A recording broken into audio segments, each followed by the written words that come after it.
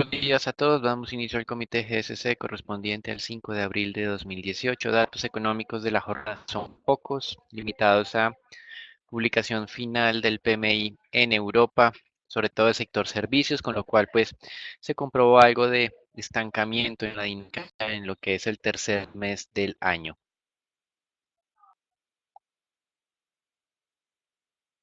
Con respecto a los Estados Unidos, poca información también para la jornada, balanza comercial que acaba de ser publicada, un déficit alto de 57.6 billones, que seguramente lo que continuará generando es presiones adicionales de la Casa Blanca a cualquier socio comercial con el que considere tenga un comercio injusto. En Colombia, inflación será a conocer a las 7 de la noche, donde pues ya el mercado ha venido estimando que continuará descendiendo de manera moderada el nivel del 3,37 hacia algo cercano al 3,30%.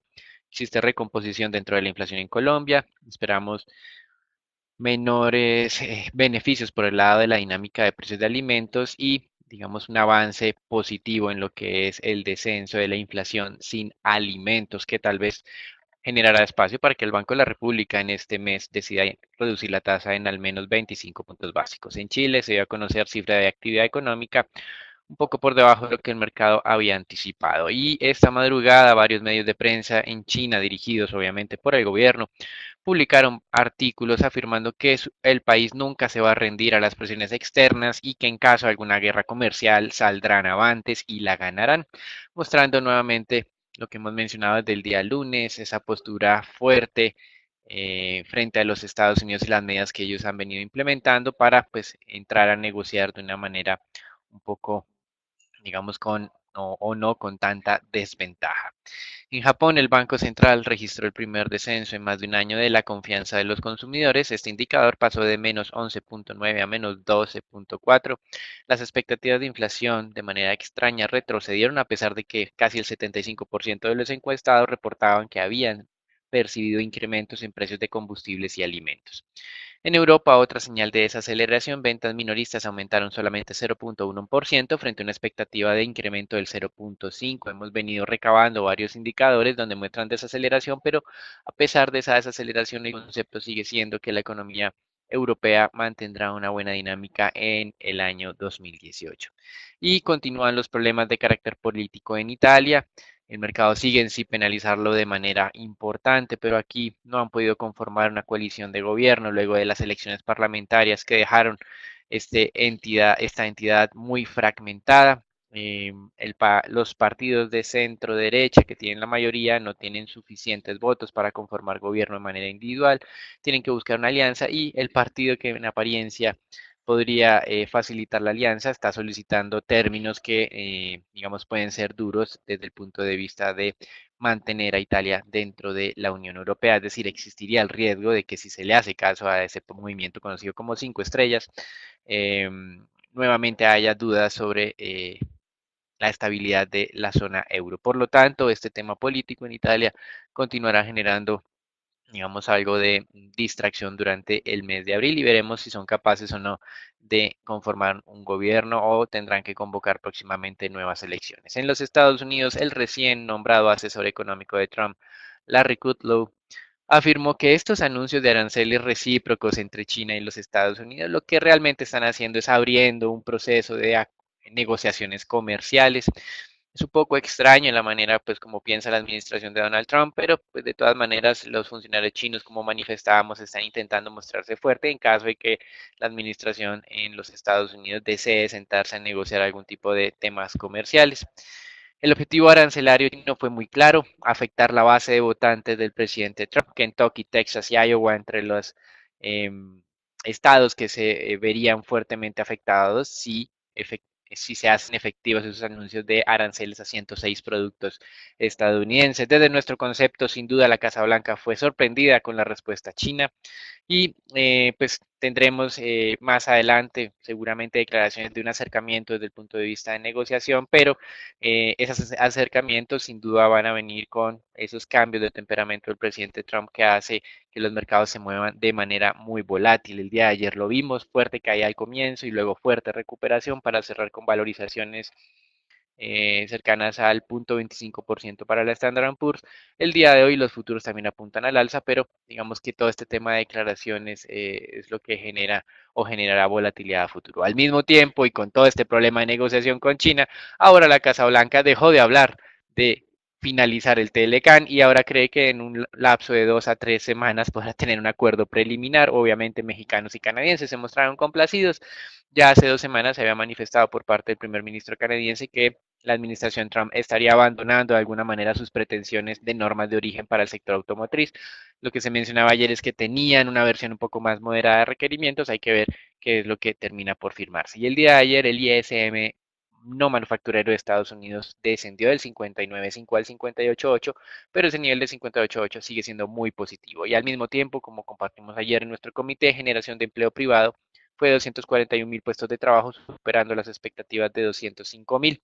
En América Latina comenzamos haciendo referencia a lo que es la campaña electoral en México, con una propuesta del candidato más opcionado, Manuel López Obrador, que obviamente suena muy bien para los oídos de los votantes y es incrementar la producción de México como se hizo en los 50s o 70s en ese periodo, en este país. Sin embargo, ha sido criticado abiertamente, pues en este momento, durante este periodo de la vida de México hubo una gran intervención del Estado en la parte de producción, lo que posteriormente generó ineficiencias.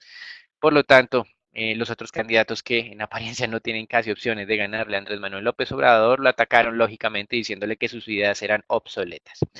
Por otro lado, el Banco Central de México afirmó que ya la inflación estaba mostrando el punto de inflexión, que comenzará a descender luego de haber registrado esos máximos de los últimos 17 años. Recuerden que el Banco de México incrementó la tasa en 2 ocasiones desde diciembre del año pasado hasta ahora.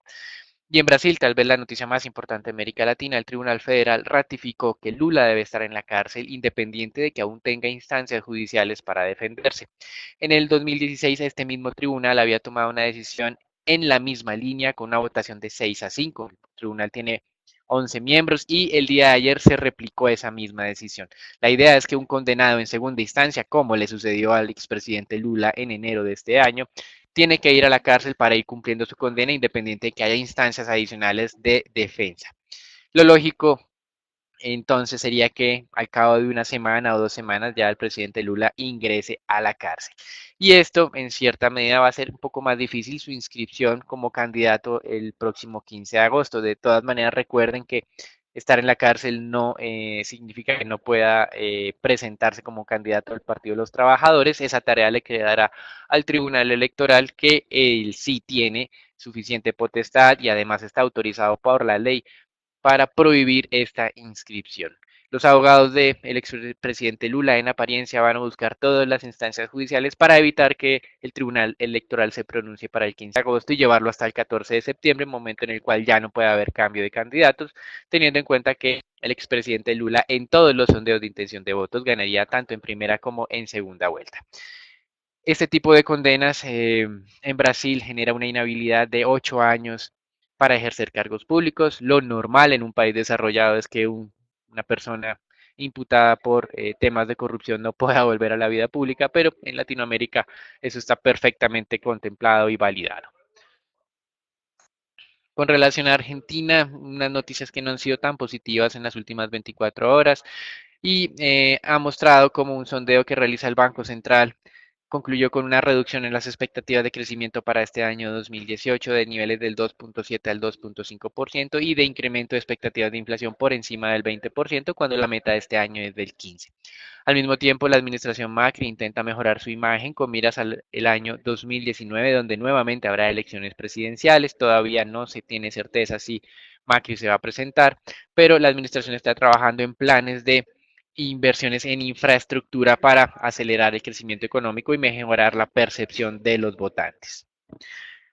Con relación a los mercados accionarios, como manifestábamos el día de ayer, fue un día de fuerte volatilidad, caídas cercanas al 1% al arranque de la jornada, pero posteriormente reversión en apariencia por esas declaraciones más amistosas del asesor económico de la Casa Blanca, diciendo que estos aranceles recíprocos simplemente era la puerta de entrada para unas negociaciones formales de índole comercial. Como manifestamos al comienzo de este comité, pues sí vamos a hacer negociaciones, Lo más normal es que por lo menos se hagan por las buenas al comienzo de ese periodo. Aquí lo que estamos viendo son retaliaciones paralelas y es la expectativa de China de mostrar que no va a negociar en una posición débil como lo quiere hacer presentar el presidente de los Estados Unidos.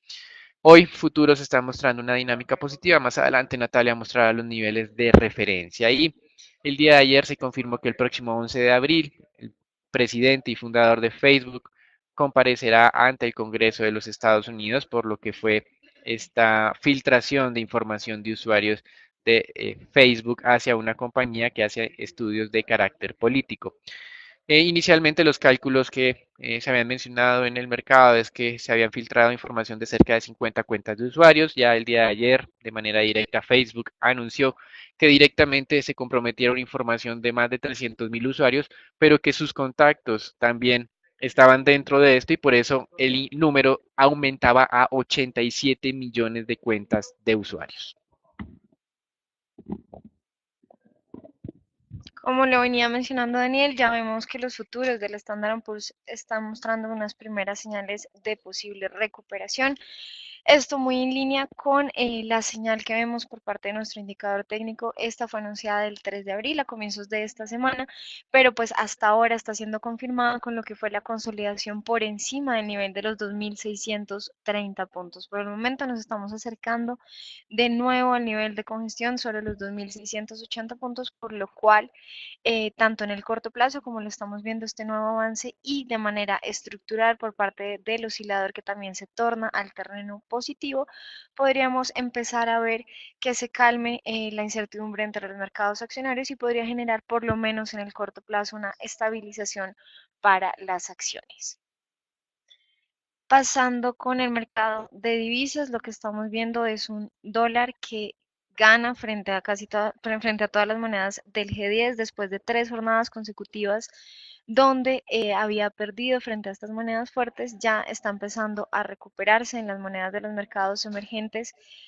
El panorama es con variaciones mixtas, sobresale lo que es la valorización del real de Brasil con un avance del 0,59% después de las noticias fundamentales que ya fueron discutidas por Daniel frente al expresidente Lula.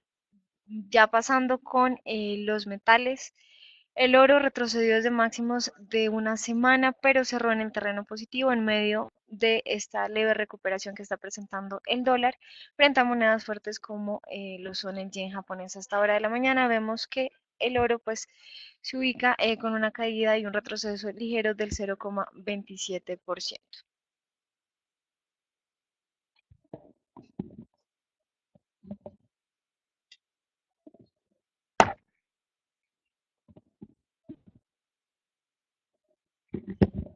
Con relación al mercado del petróleo, el día de ayer sorprendidos con una caída más fuerte aún de los inventarios de petróleo. Recuerden que el mercado esperaba estabilidad en esta medición. El día anterior había salido la información del Instituto Americano de Petróleo con una caída de 3 millones de barriles. El dato oficial fue de casi 4,5 millones de barriles de reducción de inventarios. Esto permitió que el día de ayer esa tendencia tan negativa que se estaba presentando a comienzo de jornada se compensara por lo menos de parcialmente. Hoy, como mencionaba también Natalia, en otros mercados commodity la situación está relativamente estancada, no está generando valorizaciones.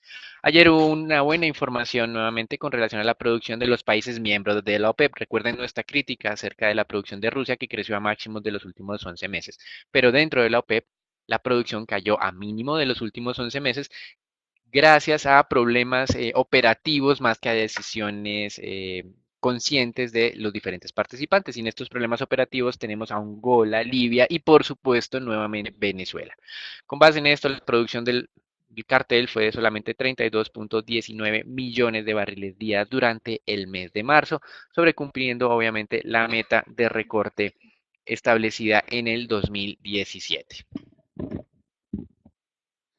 Durante la jornada anterior, el petróleo continuó con esa tendencia negativa, sin embargo, apaciguó un poco el movimiento después de que fue conocido el dato oficial de inventarios, que como también lo mencionaba Daniel, mostró una caída de 4,6 millones de barriles frente al aumento esperado por el mercado de 2 millones de barriles. Sin embargo, las presiones comerciales entre China y Estados Unidos siguen dando razones para que continúe este movimiento a la baja en el petróleo y el posible reingreso al canal lateral entre los 60 y los 62, cercano a los $63 el barril. Con relación al mercado de renta fija y en línea con este sentimiento un poco menos averso a las exposiciones más arriesgadas, pues hay liquidaciones, obviamente, en temas de renta fija, especialmente en lo que es Europa, entre unos 4 puntos básicos, 3 a 4 puntos básicos en la mayoría de mercados, movimiento más fuerte específicamente en lo que es Reino Unido. En Estados Unidos, tasas de tesoros a 10 años incrementándose 1,5 básicos, lo cual pues muestra en cierta medida presiones al alza para todos los inversionistas en deuda pública durante la jornada de hoy. Hasta aquí el reporte internacional. Recuerden, los hechos más relevantes han sido en apariencia esa apertura de negociación comercial de Estados Unidos con China, pero obviamente con unos discursos fuertes desde ambas partes. En segundo lugar, la ratificación de que el expresidente Lula tiene que ir a la cárcel y esto se podrá estar dando al cabo de una o 2 semanas aproximadamente, mientras se surten pues todos estos procesos legales para que ese tipo de aprehensión sea totalmente ajustada a la ley. Hasta aquí el reporte internacional, damos entrada al informe Colombia, donde pues el día de hoy tendremos la publicación de la cifra de inflación. Digamos que la expectativa generalizada es un descenso de ese medidor 12 meses de niveles del 3,37% a niveles cercanos al 3,30%. En GSC creemos que descenderá un poco menos, pero igual pues vamos en línea con esa tendencia que menciona el mercado. El Banco Central el día de ayer publicó su reporte trimestral al Congreso, dando algún tipo de recomendación de cautela en lo que podría ser eventuales expansiones adicionales de la política monetaria. Considera que hay riesgos de que en la segunda parte del año se presenten incrementos en precios de alimentos y que esto dificulte un poco más la convergencia de la inflación a ese nivel del 3% que tiene como objetivo. Sin embargo, ratificó que ese era el pronóstico que tiene el staff técnico del Banco de la República para cierre de año, mientras que el mercado tiene una expectativa cercana al 3,30-3,35%. En el SC estamos en la mitad de esos dos escenarios, entre el 3 y el 3,30, es decir, 3,15%, un poco más optimistas que el consenso de mercado, pero no tanto que como el staff técnico del Banco de la República, reconociendo que el proceso de desinflacionario más fuerte se presentó o ya fue presentado en los últimos meses. Por otro lado, y frente a la dificultad que ha tenido el sector cafetero, algo que en Colombia ha sido característico, el gobierno negó por situación fiscal cualquier posibilidad de darle subsidios nuevamente a este gremio. En marzo de este año, de todas maneras, hubo un incremento en la producción de café del 1,7%, pero las exportaciones han caído a cerca de un 14% en los últimos meses. Y desde el lado corporativo, dos ajustes, o más bien dos ratificaciones de calificación que realizó Fitch Ratings en Colombia. El primero tiene que ver con Itaú Corbanca, entidad que el año pasado sufrió una reducción en su calificación por parte de Fitch de AAA a AA+. Recuerden que BRC sí lo califica como AAA.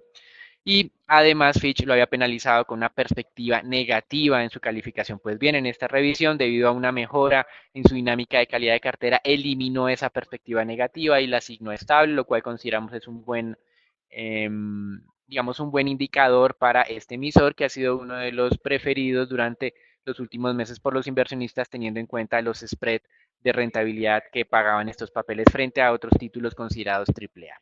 Recuerden que Itaú entró a Colombia a través de la adquisición o esa alianza que hizo con Corbanca y que Itaú frente a cualquier entidad colombiana equivale desde el punto de vista de proporciones a 8 veces la entidad más grande en Colombia. Por lo tanto, tiene un fuerte respaldo. No necesariamente quiere decir que siempre va a estar aportando capital en caso de que eh, sea necesario, pero sí desde el punto de vista de percepción de riesgo es uno de los factores que consideramos como fortaleza para este emisor en Colombia, a pesar de lo que había mencionado Fitch Rating durante el año pasado. Y la otra entidad que recibió una ratificación en su calificación fue Multibank, con una calificación AA, perspectiva estable. Sin embargo, aquí cuando leemos nuevamente el reporte de la calificadora, se resalta otra vez las pérdidas registradas por la entidad, además de un deterioro puntual de dos importantes deudores del sector comercial, cartera a la cual pues se había volcado Multibank durante los últimos trimestres, y como factor de fortaleza también está mencionando la asistencia que le puede dar en caso de que sea necesario por parte de su principal accionista. Como el tema acá es de proporciones, sí somos un poco más precavidos en lo que ha sido Multibank durante los últimos meses, no vemos un cambio sustancial en la dinámica desde el punto de vista de generación de utilidad, por lo tanto hemos sido, digamos, hemos venido recomendando mantener exposiciones muy moderadas a este emisor, reconociendo sin duda que es atractiva la rentabilidad de los CDTs frente al resto de pares que existen en el mercado. Hasta aquí la información general, los dejamos con Natalia. En noticias corporativas, el día de ayer fueron publicados los resultados referentes al 2017 para Empresa de Telecomunicaciones de Bogotá. Los resultados pues sorprenden al mercado con una variación en los ingresos operacionales del 1.3% y un control de los costos y gastos operacionales por primera vez que presentan una reducción anual del 6.7%. Aunque igual se presenta una pérdida operacional para el año, el margen EBITDA pasa de 26% a un 36% por primera vez en los últimos 10 años. Se está dando pues entonces señales de recuperación en términos operacionales con 2 periodos consecutivos de aumento en este indicador. Para el 2017 se registró una pérdida neta de 131 millones de pesos que sigue estando influenciada por mayores costos y gastos frente al leve aumento de los ingresos totales, pero desde la parte operacional, como ya lo venía mencionando a través del indicador EBITDA, ETB está mostrando que la expansión e inversión realizada en los segmentos tanto de fibra óptica como de telefonía móvil pueden estar empezando a ser rentables. Ya pasando con lo relacionado con el índice Colcap, vamos a ver cómo la señal de tendencia y de cambio de tendencia al alza ya está siendo confirmada, ya estamos por fuera de lo que fue el canal bajista y el día de ayer, a pesar de esa ligera incertidumbre que se mantenía en los mercados accionarios globales, el índice presentó un avance y ya se ubica cerca de ese nivel de los 1.500 puntos por el momento. Este sería nuestro nivel objetivo en el corto plazo, pero no descartamos que llegue incluso a tocar niveles cercanos a los 1.520 puntos y el soporte o digamos que nivel de máxima pérdida estaría ubicado sobre los 1.480 puntos. Pasando con la acción de Ecopetrol y haciéndole seguimiento a las noticias relacionadas con el derrame del pozo de Lizama. Luego del segundo debate en el Senado, se aprobó la creación de una comisión especial que hará seguimiento a este caso para que se cumpla en el tiempo establecido el plan de compensación por parte de la compañía. El Ministerio de Ambiente recomendó el cierre definitivo de este pozo, sin embargo, Ecopetrol no espera verse forzado a hacer esto y por el contrario, la idea es crear un pozo de alivio cerca a la zona de desastre para evacuar todo el crudo que se presenta aún en esta zona. Desde la parte técnica se mantiene la tendencia positiva. De hecho, pues veíamos esa señal de reingreso, pero pues como ya lo hemos venido mencionando, el nivel objetivo o el precio máximo dentro de este canal también de congestión que se está presentando serían los 2.800 pesos, por lo cual si continúa esta dinámica al alza es probable que se dé un rebote de este nivel de nuevo hacia este canal de negociación. Por el momento el soporte se ubica sobre los 2.500 pesos, pero les recuerdo la tendencia en el corto plazo sigue siendo positiva. Y pasando con el análisis de la acción preferencial de Bancolombia, vemos que esta tuvo una variación cercana al 2% de la jornada anterior. Ya se está dando ese ataque al nivel de los 31.000 pesos y nuestro indicador de tendencia marca una primera señal de agotamiento. Esta podría ser confirmada durante la jornada de hoy con miras a alcanzar de nuevo ese nivel de los 33.000 pesos en el corto plazo. Pasando con el peso colombiano, vamos a ver cómo este tuvo una jornada relativamente estable, tuvo una apertura sobre los 2.790 pesos y se mantuvo sobre este nivel y ya vemos que continúa esa tendencia negativa en el corto plazo. De manera estructural también el oscilador nos muestra al estar por debajo de cero que podría continuar este movimiento bajista Y por el momento les recuerdo, el soporte estaría ubicado sobre los 2.750 pesos y en el mercado intradiario monitorear los niveles de los 2.780, 2.800 y 2.820. Y finalmente lo relacionado con los test del 2024, estos cerraron sobre el 6,036, en línea también con una tendencia negativa en términos de tasa, con lo cual nuestro siguiente soporte técnico y también nivel objetivo en el corto plazo se ubica sobre el 6% y estaría próximo a alcanzarse en la jornada de hoy si continúa esta tendencia a la baja. En el mercado intradiario, las bandas del indicador, que serán los niveles a monitorear en la parte alta, se ubican ya un poco lejos, pero estarían cercanos al 6,10 y el 6,14 cercano también a ese nivel del 6,20. Aquí damos por finalizado el comité del día de hoy. Le recordamos conectarse todos los días por redes sociales. Feliz día para todos.